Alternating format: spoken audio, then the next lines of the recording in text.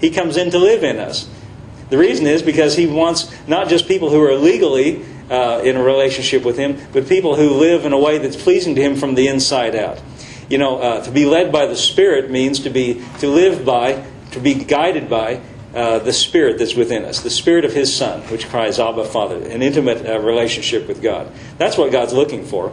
And so we have to, it takes a little time, doesn't it? It takes a little time to make that transition, to learn to be guided by that Spirit. And it's interesting, I don't mean to get off on this, but the Spirit of Christ on the inside of us is real. It's not just a theoretical concept. It's not just He will lead you and guide you. He's on board with the Holy Spirit. He said, I'm going back to the Father, but I'm going to send you another Comforter. I will not leave you alone. I'll send you a Comforter. He'll be your guide. He'll be your Parakletos, he calls it in the Greek language. One called alongside to help you. And if you'll learn to listen to that, you see, many times when I asked you a while ago, have you ever said anything wrong? Have you ever done anything wrong? I could go a little further and say, when you said or did something wrong, before you did it, did you have an inclination that don't say that? Just keep your mouth shut. That's the Spirit of Christ on the inside, endeavoring to save you some embarrassment and trouble. Now here's what's hard. If we could learn to listen to the Spirit of Christ on the inside, He will lead us and guide us in the right way as much as we'll dare to listen to Him.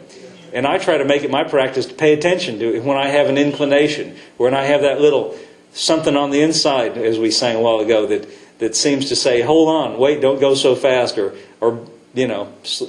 check this, or call this person, or all these kind of things that we have, these little thoughts. You ever have those little thoughts that come to your mind?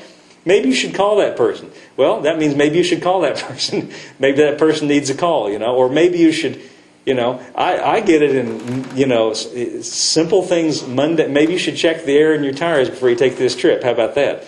Maybe He's trying to save me something, or in my farm work. Maybe you should check, I can't tell you how many times, and I am so dumb as a farmer, I need the Holy Spirit at farming, because I don't know, I know so little.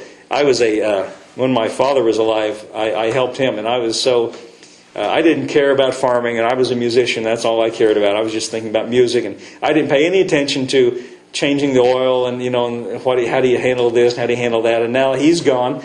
He's on the other side. He's gone to be with the Lord, and he's all happy and doesn't have to worry about farming anymore. But now here I am, have to take care of this.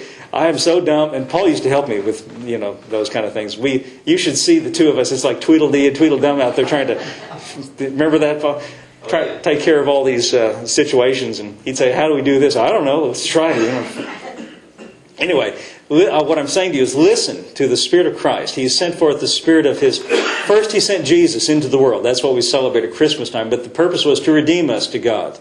To bring us, to buy us back from what Adam did. So that He could send the Spirit of His Son into our hearts in a very intimate way. Now, I got one more thing to talk about before we go today. Notice that it says in verse 4. Notice this expression. When the fullness of time. The fullness of time means a fulfillment of time.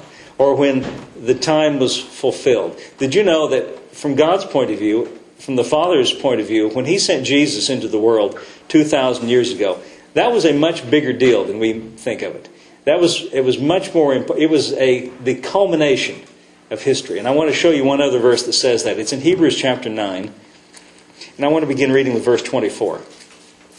Hebrews chapter 9. I like this verse because Hebrews is a great book to study. This is one of my favorite chapters. And it's amazing. Every time we open to one of these chapters and I look at it and see all my underlining and see all my little notes in the margins, I think, oh, this is such a good chapter. I forgot about this chapter, how good it is. And so many good chapters. Anyway, Hebrews chapter 9, verse 24. For Christ is not entered into the holy places made with hands, which are the figures of the true, but into heaven itself, now to appear in the presence of God for us. Think about that just for a minute before I go on reading. It says Jesus is now standing in the presence of God for us. He's in the presence of God as our representative. As our, when you go into court, it's always good to have a lawyer, And Jesus is our mediator, or He's our advocate, or He's our go-between. And He stands in the presence of God representing us in heaven. Verse 25. Nor yet that He should offer Himself often. That means on the cross when He offered Himself as a sacrifice for sin. Nor yet that He should offer Himself often, as the high priest enters into the holy place every year with the blood of others, meaning the Old Testament sacrifices. He said he doesn't have to do it like the sacrifices in the temple where they offer an animal over and over again. He doesn't have to offer himself often. Verse 26. For then must he often have suffered since the foundation of the world. But now once. Notice the expression once. In other words, one time was enough to get the job done. But now once, in the end of the world, hath he appeared to put away sin by the sacrifice of himself. Now, it's a little bit misleading when we read this expression, the end of the world. Because the word end doesn't mean end in the way we think of it, and the word world here doesn't mean world in the way we think of it. When we see the expression end of the world, in our minds we get this picture of the planet Earth blowing into little pieces. Boom! You know, as far as I know, and I've studied this and looked at it, wherever you see the word end of the world in the New Testament, it never means that. The word end here, or let's say the word world, let's talk about that first. The word world, in this verse, the word world is used twice. When it says he must often have suffered from the foundation of the world, that is a Greek word which has reference to the physical world, or the foundation of this physical planet Earth. But the second time it's used, but now once in the end of the world, a totally different word is used, and it's a word meaning a period of time, not a physical thing. It's the word eon in the Greek, which means a specific period of time, a length of time. What he says, when he says once in the end of the world, end of the ages is a better translation, or the end of the eons.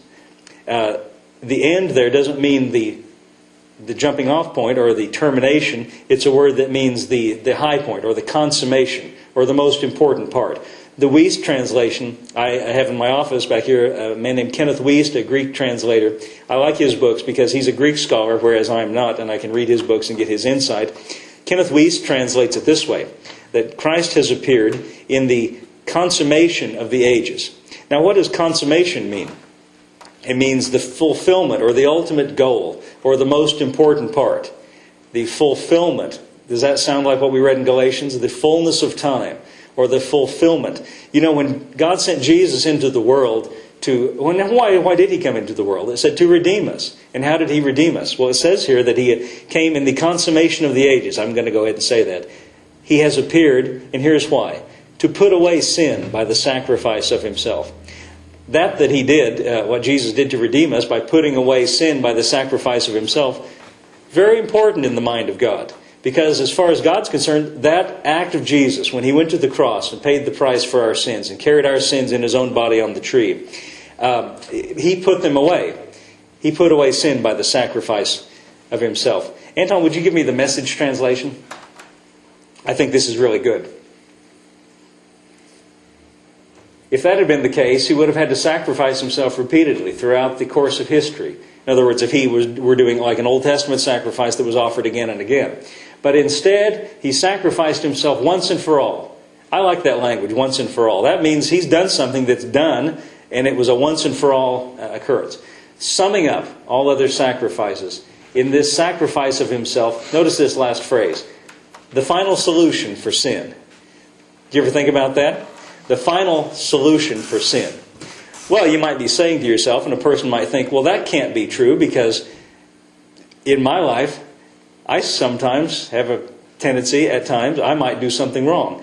You know, if Jesus has already brought the final solution for sin, what does that mean then? Well, it means that he's brought the final solution for the ramifications for sin between you and God. That's what it means. That he's made the final solution in terms of the penalty for sin. Now, what about the fact that we sometimes have the tendency or the potential to do something wrong or to sin in our everyday lives? Well, you know how he fixed that? By sending forth the Spirit of his Son into your life, crying, Abba, Father. Whereby, as you walk with the Lord, did you know that if you'll let that Spirit of Christ that he sent forth into your life, the purpose for that is, the purpose that he's there with you is to live his life in you. And if you'll let him live, he'll live the very life that he has in your life.